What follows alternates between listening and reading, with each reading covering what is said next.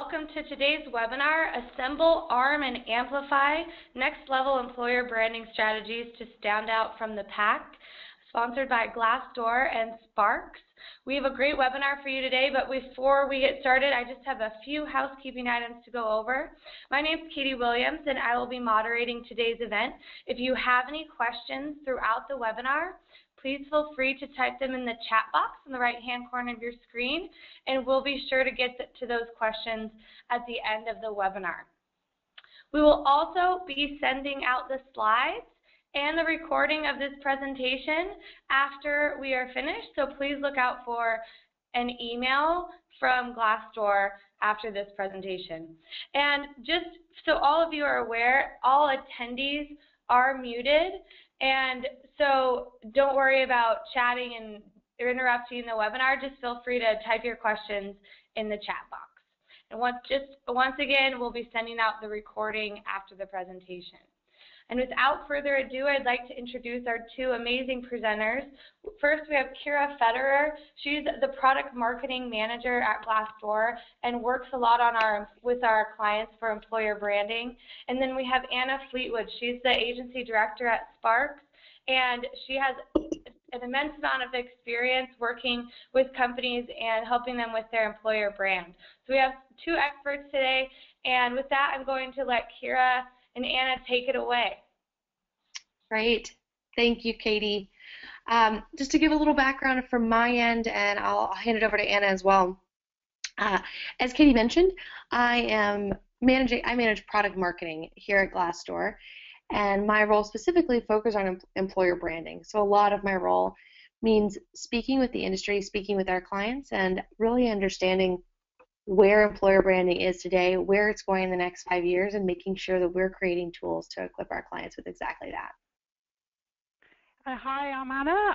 So I'm the agency director at Spark. So we specialise in employee communications, anything from attraction through to the sort of full employee life cycle, to retention, engagement, that kind of area. We work with a number of large UK brands, or some global as well, so people like Telefonica and O2, Morrison's, WH Smith, Lloyd's Pharmacy, to name but a few. So we've been supporting a number of our clients over the course of years and through the recession and out the other side in terms of how to attract and retain top-class talent.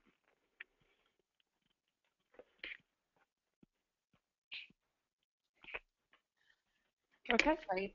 So I can go ahead and kick us off to walk us through really what we'll spend the next hour highlighting.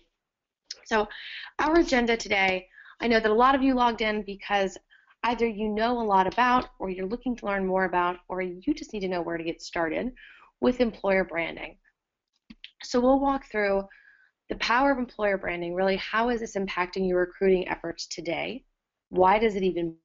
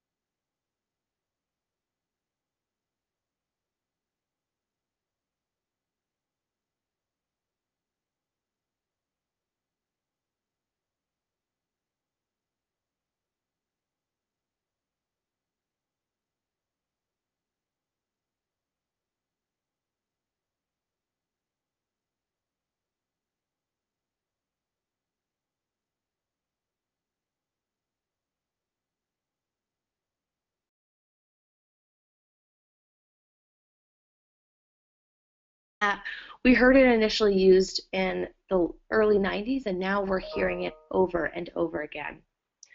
And actually, ERB put out a survey in 2013, and they asked 4,700 talent acquisition decision makers.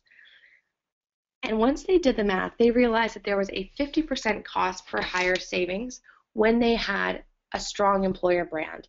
They were no longer having to sell it day in and day out. The company began to sell itself. And that is how our clients are finding they can scale quickly, hire quickly. And we'll walk through exactly what that means. What we're now finding is that a recent poll told us 84% of candidates would leave their current job for a company with an excellent reputation. And the wild part is we also learned that 69% would not take a job with a company that had a bad reputation. So this is pretty wild, right? We're understanding that even people want to even work for a company that is seen in a positive light. So this is excellent reputation. And this is their employer brand. So they want to be tied to something that has a positive employer brand. And the talent acquisition and the recruiters that we work with are finding that their job is becoming much easier when an employer brand is positive. When I can hear the name of this company and understand what it's like to work there and I have a positive feeling about it. And I try to, in this conversation, really spell out that the employer brand and the consumer brand, I want to make sure that in this conversation we're really holding those as being very different. We can think about, and I know it's a bit of a default and cliche example, but go with me here, about Google, where we're very familiar with their consumer brand, but their employer brand is something unto itself. Their employer brand is something very different, and we have a very different association with the employer brand versus the consumer brand. And what we do recognize is that the majority of us are not Google. We at Glassdoor are not Google. So we'll walk through what resources we can provide today to begin to manage that. Because what we've learned is that these candidates now more than ever are going online to social to read reviews before accepting a job offer. In fact, we're reading 96% are going to social to understand what it's actually like to work for you. And what they're finding is they're trying to find voices that sound more like theirs. We'll talk a bit more about typically the language on a career site. And Anna, you can probably weigh in here that the language that we see on career sites is typically doesn't sound like someone that's worked there before. It's polished, it's professional, but doesn't always sound like me. And so we're finding that job seekers are going online to try and do their homework to find out what it's actually like to be part of that organization. Yeah, I guess it's about giving something that's a more believable story as well, which is why using your employees for testimonials and things like that can really help bring things to life. 100%. 100%. Yeah, and ultimately it's, I think years ago we would say that word of mouth was the most powerful tool.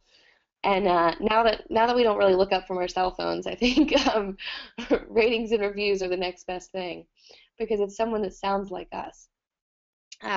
But I think you hit it on the head where often the verbiage on a career site doesn't sound very human. And what we're finding is that ultimately if we don't begin to control the message that's being seen when these candidates are going to do their research, when they're going online to try and find voices similar to theirs, if we don't manage that employer brand, then someone else will write the story for us. The ratings and reviews alone will shape our story. So we've got to get involved where candidates are doing their research. We can't assume they'll come back to our career page. We have to jump into the conversation where the conversation is being had.